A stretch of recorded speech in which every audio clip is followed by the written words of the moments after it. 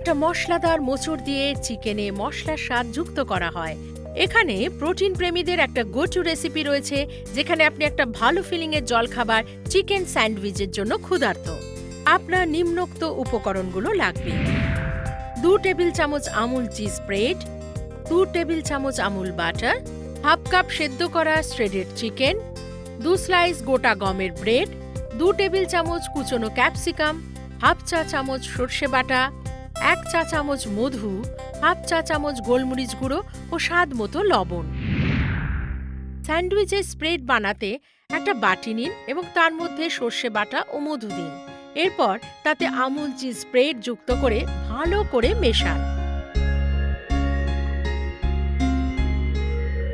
এর ওপর শ্রেডেড চিকেনের পাশাপাশি কুচনো ক্যাপসিকাম দিন, খানিকটা লবণ ও গোলমরিচ গুঁড়ো দিন।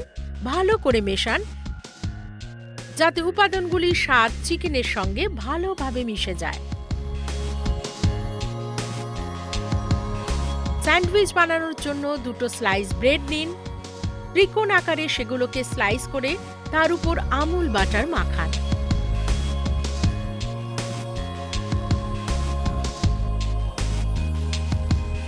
এক বড় চামচ মশলাদার চিকেন মিশ্রণ নিয়ে সেটা সমানভাবে স্লাইসের উপর ছড়িয়ে দিন।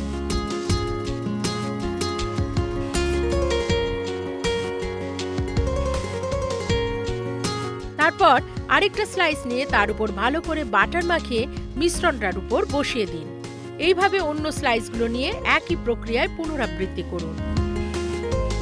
আপনার কাছে থাকলে এর সঙ্গে কিছু ভাজাভুজিও যুক্ত করতে পারেন।